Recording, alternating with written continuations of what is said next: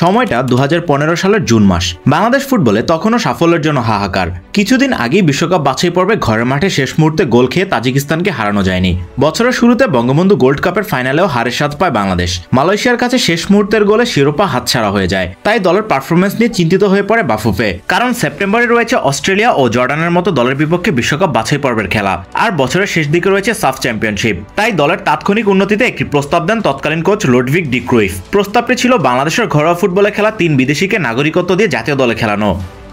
বাংলাদেশের তৎকালীন coach Ludwig D Cruyff বাফুফেকে 3 বিদেশি সম্পর্কে জানান। তারা ছিলেন গিনির ইসমাইল বাঙ্গুরা, ঘানার সামাদ ইউসুফ এবং নাইজেরিয়ার কিংসলে চিগুজি। এদের মধ্যে বাঙ্গুরা এবং কিংসলে ছিলেন স্ট্রাইকার এবং সামাদ খেলতেন সেন্টার ব্যাক পজিশনে। কোচের প্রস্তাবে বাফুফের পক্ষ থেকেও সায় দেওয়া হয়। বাফুফের সভাপতি কাজী সালাউদ্দিন তখন মনে করেন বিদেশি খেলোয়াড়দের জাতীয় দলে নেওয়া গেলে তা তরুণদের ফুটবলে আগ্রহী করে তুলতে পারে। একই সাথে নাগরিকত্ব পাওয়া ফুটবলাররা জাতীয় দলকে চাঙ্গা করতে ভূমিকা রাখবে বলেও মনে করেন তিনি। সে সময় বিবিসি বাংলাকে দেওয়া এক সাক্ষাৎকারে কাজী সালাউদ্দিন বলেন, কোনো খেলোয়াড় টানা 5 বছর একটি দেশে খেললে তিনি ওই দেশের জাতীয় দলে খেলার যোগ্যতা অর্জন করেন এবং ফিফার করা এই নিয়মের সুযোগটি আমরা নিচ্ছি। আমরা এমন কিছু করছি না যেটা রকেট সায়েন্টিস্ট হিসেবে আমরা আবিষ্কার করেছি, এটা গোটা পৃথিবী করছে, আমরা শুধু প্যাটার্নটা ফলো করছি। এরপর বাফুফের পক্ষ থেকে তাদের ব্যাপারে খোঁজখবর শুরু করা হয়। প্রয়োজনীয় কাগজপত্র নিয়ে স্বরাষ্ট্র মন্ত্রণালয়ে তাদের নাগরিকত্বের জন্য আবেদন করার প্রস্তুতি নেওয়া হয়। বাফুফে কর্তারা তখন মনে করেন এই 3 জন ফুটবলারকে বাংলাদেশ দলে পাওয়া গেলে জাতীয় দল আরও ভালো করবে, ফলে তরুণরা এই খেলার প্রতি আরও আকৃষ্ট হবে। তবে ফুটবলের সঙ্গে সংশ্লিষ্টরা কেউ কেউ এই সিদ্ধান্তের বিরোধিতা করেন। দেশের স্বনামধন্য কোচ মারুফুল হক তখন বলেন, নাগরিকত্ব দিয়ে বিদেশি খেলোয়াড় জাতীয় দলে নেওয়া হলে তা স্থানীয় খেলোয়াড়দের হতাশা বাড়াবে, কারণ তারা আন্তর্জাতিক ম্যাচ খেলার সুযোগ পাবেন না। এটা অনেকটা ক্যান্সার রোগীকে কেমোথেরাপি দেওয়ার মতো, হয় রোগী বাঁচবে না হয় মারা যাবে।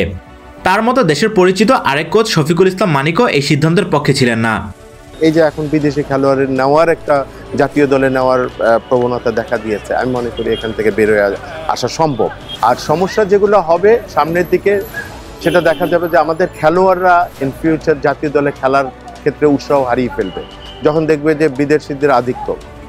2015 সালে এই সিদ্ধান্ত নেওয়ার সময় বাংলাদেশের ফিফা র্যাঙ্কিং ছিল 166। জাতীয় দলের পারফরমেন্সে উন্নতি, প্রত্যাশিত সাফল্য অর্জন এবং র্যাঙ্কিংয়ে উন্নতির জন্য এই 3 বিদেশিকে নাগরিকত্ব দেওয়ার সিদ্ধান্ত নিয়েছিল বাফুফে। কিন্তু কতিপয় ফুটবল বোদ্ধাদের আবেগী মন্তব্যে সে জায়গা থেকে সরে আসতে হয়। বিষয়টা এমন না যে 3 বিদেশিকে নিয়ে বাংলাদেশের ফুটবলে আমূল পরিবর্তন চলে আসতো, কিন্তু তাদের দিয়ে যদি একটু হলেও সাফল্য আসতো তাহলে সেটাকে পুঁজি করে সামনে এগোনো যেত। বিদেশি খেলোয়াড়দের নাগরিকত্ব না দিয়ে অবকাঠামোগত উন্নয়নের কথা বলা হয়েছিল, তবে এই দুটো বিষয়কে সাংঘর্ষিক না করে সমন্বয় করা যেত, কারণ সাফল্য আসলে সেখানে বিনিয়োগ আসতো, এগিয়ে যেতে পারত দেশের ফুটবল।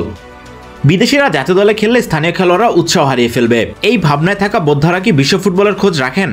খোঁজ রাখলে নিশ্চয়ই ফ্রান্সের 2018 সালের বিশ্বকাপ জয় দেখেছেন। এখন হয়তো দেখছেন কিভাবে দেশগুলো ফুটবল উন্নয়নে বিদেশিদের কাজে লাগাচ্ছে। এমনকি এশিয়ার বেশ কয়েকটি দেশ একই পথে হেঁটে উন্নতির সম্ভাবনা তৈরি করছে। আর ফিফা র্যাঙ্কিং এর তলানির দিকে থাকা বাংলাদেশ হয়তো সে পথে হেঁটে কিছুটা হলেও এগোতে পারত, কিন্তু কতিপয় ফুটবল বোদ্ধাদের ভাষ্যমতো স্থানীয় খেলোয়াড়দের জন্য তারা হতাশা তৈরি করবেন। কিন্তু 9 বছর পর তাদের দিকেই প্রশ্ন ছুড়ে দিতে হয়, স্থানীয় খেলোয়াড়রা জাতীয় দলকে এতদিনে কি দিলেন? 9 বছরে ফিফা র্যাঙ্কিং এ 20 ধাপ পেছানো ছাড়া আর কিছু নয়। তাই আবেগী না হয় এখন বাস্তবতা উপলব্ধি করে সিদ্ধান্ত নিতে হবে। জাতীয় দলের উন্নতিতে হোক প্রবাসী কিংবা ন্যাচারালাইজড ফুটবলার, নির্দিষ্ট প্রক্রিয়া মেনে সবাইকেই প্রয়োজন।